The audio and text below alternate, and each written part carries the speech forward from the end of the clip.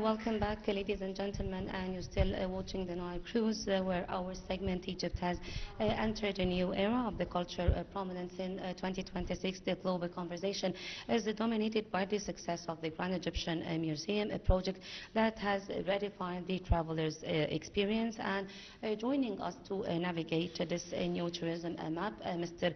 Ihab Wagdi, the leading expert in the international tourism and the culture consultancy. Hello, Mr. Ihab, and welcome to Nile Cruise. Thank you very much.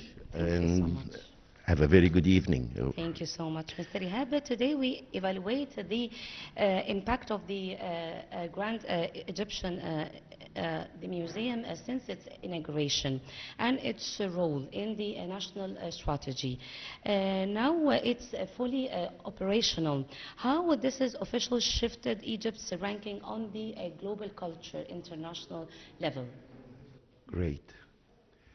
To start with, when we talk about what's known as the 1 billion gem or the 1 billion museum project, and as a matter of fact it's over 1 billion US dollar, it's 1.2 as a matter of fact, but this is how it's known worldwide. We're not talking only about a museum.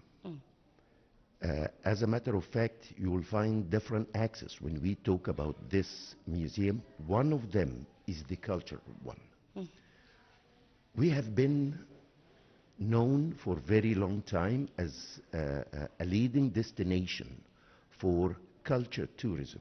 Yes. And that was mainly the main source of income even in tourism. We have different kinds of tourism. One of them is the culture tourism. The Egyptian or the new Egyptian museum, the gem, is as a matter of fact completing the puzzle. Yes. Of this culture tourism. Not only leading, but you became a superior. Especially when you know that there are several other museums worldwide, famous ones. You are not challenging them. You are not imitating them. You are completing them. Yes. The point, when we talk about the Egyptian museum, the gem, we're talking about the biggest museum on earth for one civilization. Yes. The other museums are extremely famous for what they got, and that what they got, as a matter of fact, it's from around the world. If you, for those who've been to the British Museum or the Louvre, or even the Metropolitan in New York, no, we're different. Definitely we're different. The main thing that it completes what we have started before means the Library of Alexandria. This is another big culture organization, and I think that they are completing each other. This is modern Egypt. Some time ago, 2 centuries ago, when we built the Egyptian Museum, we were the first country in the world to have a museum. The old Egyptian Museum in Tahrir Square, the Egyptian Museum, this was the first museum to be built as a museum. The Louvre was not built to be a museum. The British Museum was not built to be a museum. This was the first. So we were always unique, leading the others, and I think we are still continuing with that access. Yes. Looking back to the initiatives, plans that was launched in 2002, how do you evaluate the final execution of the Grand Egyptian Museum? It's a story, as a matter of fact. Yes. And needless to say that we have always to mention the rule of the famous artist and the Minister of Culture at that time, Dr. Farouk Hosni, who played a major role. And easily we can say he was the architect, planner of that museum, with the help at that time of the Egyptian Authority of Antiquities, or the Supreme Council. That was the official name, as I can remember, the Supreme Council of the Egyptian Antiquities. He played a major role. The story started when he was talking about displaying some of the things in the Egyptian Museum downtown.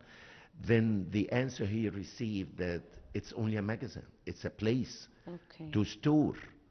When we were students and we used to visit the Egyptian Museum, the storage areas, either up or down, although it was lit, but we needed a flashlight because everything was stuffed. It wasn't enough. So we needed that museum. That was his idea, depending on his international relationship. We have to put in mind this famous artist, before he became the Minister of Culture, he was in Rome, in the academy there. His paintings are well known around the world as an artist. Yes, so he played a major role in this in 2002, and it was a big thing at the time. Actually, there were several obstacles that stopped that project, like 2011, like COVID, like the war in Gaza. All of this delayed the official inauguration, although we had a soft opening. But 2002 they started, and maybe some of the Egyptians themselves, they still remember the great procession for the statue of Ramses II when it was moved from Ramses Square in front of Cairo railway station on that night to the new site of the Egypt, and it was a big thing. This was the beginning. Then we started to send some of our antiquities in international exhibitions outside, around the world. Therefore, we actually opened the eyes of the others to see what Egypt got, and at the same time to support the new project financially by making these exhibitions. So it took that long time, but did it worth it at the end? Indeed. They're extremely proud of it, and I've been with a lot of famous tourists, cultural-wise, diplomats, normal groups, and they were only highly appreciating what they saw over there. Mr. Ihab, also the redevelopment of the Giza plateau beyond the museum walls. How has the Grand Egyptian Museum acted as a catalyst for the total urban, for the touristic picture in the Giza plateau? Great. In the past, the classical tours in Egypt, the visitor or the tourist was coming like for 2 nights in Cairo, 1 day to visit Saqqara and Giza. The next day, we were visiting Cairo city, the Egyptian Museum, the Citadel, Old Cairo. So it was the city tour. Now, with this museum and the other museums, we have to mention also the Civilization Museum. These museums are obliging the tour operators to increase their time in Cairo so they can add these attractive sites for the tourists to visit. Therefore, instead of staying for 2 nights, they became staying for 4 nights. Yes. And that means spending more. Spending more money. The more income for Egypt. Secondly, when they connected the museum to Giza Plateau, so you made the visit like it's not only a museum on its own, no. It's the pyramids, and it has it's Giza pyramids, the 9 pyramids over there, the Sphinx. And if we see also the reflection or the reaction on the area around Giza, Yes. there is a very famous place there called Nazlet Saman. Yes. Nazlet Saman, they were about to move it completely. Because of this museum, and instead of doing that, The tourists they are being, yes. planned the whole area, and now Nazlet Saman, everybody there is preparing the homes to be used as motels Yes. or little boutique hotels. Yes. And that's what we need, as a matter of fact, to increase number of tourists. And by the way, this goes exactly with our strategic plan for tourism in 2030, to have 30 million tourists in Egypt. And by the way, every 1 million tourists, just to make it easier for the Egyptians to calculate, every 1 million tourists equals $1 billion Okay. a year. Okay. This is a huge number, and this is a It's- huge and income. that's why when you Yes. when you hear we've made immediately, when you hear that we've made 15 billion, we had 15 million tourists Okay. visiting Egypt, right? So the development, the infrastructure they did, or they are doing even until now. When you find the monorail, it's going to pass nearby. The underground and the station was already prepared before they opened the museum. So the infrastructure around the area, it improved a lot. Yes. Comparing to what was happening before. We planned the area, and they are working on it hard, by the way, and I know what's going on. They're covering the irrigation channels, widening the area, the airport, Sphinx Airport nearby the museum for the travelers who are coming just to visit the museum and to go back for the charter flights coming from Hurghada, for example, for an overday trip, Yes. Sharm el-Sheikh, Luxor, Aswan. I mean, it's an eye attraction, and it really developed the area completely. Mr. Ihab, also in your professional opinion, how much has the opening of the Grand Egyptian Museum strengthened Egypt's soft power and its relation with the countries outside? To use your power as a country, you have two ways. Yes. There is the soft way, and that includes the culture. We have impressed the world with the inauguration of that museum, with the visitors who visited that museum, and how they were impressed. If we still remember the inauguration, and how the leaders of the other countries, or all the guests whom they were invited, were taking their selfie photographs in front of the pieces, and how they were amazed of what we are displaying over there. Then this museum doesn't show only the glory of ancient Egypt.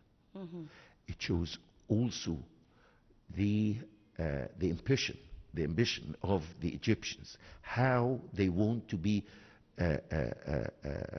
modernized, impressing Increases sorry, the diplomatic impressing ties. the Yes. world with what we got, how we are displaying it, right? And our experts, either in museums or in tourism, can do. Okay, Mr. What are you hearing from the global luxury for operators in the 2026? Is the Grand Egyptian Museum now considered from the primary anchors in the Middle East, the travelers? Tell you the truth, worldwide, not only in the Middle East. Okay. For 2 years continuously, the whole world was talking, was asking, when it's going to be the opening of the museum. Right, we are waiting until March. I'm sorry, we are delaying it until June. Yes. Everybody was asking about this museum, when it's going to be opened. The whole world was waiting. I want to tell you that there are a lot on the waiting list. Egypt Yes. now is back. Not only the museum, it's Egypt, modern Egypt now. The museum is an example. If we see the infrastructure around this country, and that helps in tourism a lot. It's not only a museum put in somewhere and just a visit. No, it's connected to what's around it. It became a culture center. Everybody wants to visit. The main challenge, really, how to maintain this museum as it is. And I trust our youth, our people who are working there, to keep it as it is and actually to increase even the number of it. By the way, we are receiving 15 to 19,000 visitors a day to this museum. And there are many ways to keep this museum always an eye attraction to the visitors. Imagine if we, for example, change the display from time to time. Yes. Again, this is for the first time the collection of King Tut. I mean, King Tutankhamun. Yes, King Tut. It's displayed in one place. When they go and see the Khufu's boats, whether the old one that was found by Kamal al-Malakh or the new one that they are still working there, and they see live what the archaeologists are doing to save this boat. It's one, and again, for me, it is the continuation, or both are the two wings of modern Egypt. I mean, the Egyptian, the gem, the Library of Alexandria, add to them the Civilization Museum and the other museums we are opening. A lot of the Egyptians, they don't know that there are a lot of new museums are open in the new capital. Yes. There is a new museum. There is a wonderful museum. The whole world is going to talk about it soon, and that's in Elmenia, displaying Nefertiti and Akhenaten, or Al-Amarna style. So these museums, you are on the media talking about the new excavations, the new museums. You are always up there, and you are using your soft power instead of the diplomat and your influence with that. Does it help? It helps a lot. Whether culture-wise, and by the way, that includes the art, includes cinema, includes football. Yes, for sure. Okay, Mr. Ihab, also now the inauguration hype has settled. What are the key strategies needed to ensure that the Grand Egyptian Museum remains a recurring destination? The maintaining of this museum and how to keep it, again, how to keep it as we started it. We can add, we can, I like very much the idea of booking online. Yes. So the This visits, can facilitate for the foreigners and the visitors. Exactly. So the visits are more organized. And I want to tell you something. I was very jealous when I used to travel around the world. When I was visiting Athens, and you visit the museum, then you see the temple at the background. Okay. Now, when you visit this museum, and you see the only remain monument from the seven wonders of the ancient world, I mean the Great Pyramid, with the other two pyramids from the museum, it makes me proud. Yes. This is my country. This is my civilization. One day, I had a discussion with some of the scholars of the National Geographic Society in Washington, D.C., and we were debating concerning something in our civilization. Okay. So after my talk, one of them said, "Ihab, when you talk about Egypt, you are full of trust and your voice becomes very loud." I said, "I'm the only one between you. When I talk, I have 7,000 years behind me. Yes, because we have Right? a history So of civilization exactly. behind So us. it's not only the history, Yes. it's the modern, connecting the modern time to the ancient civilization, extremely successful step done by Egypt now.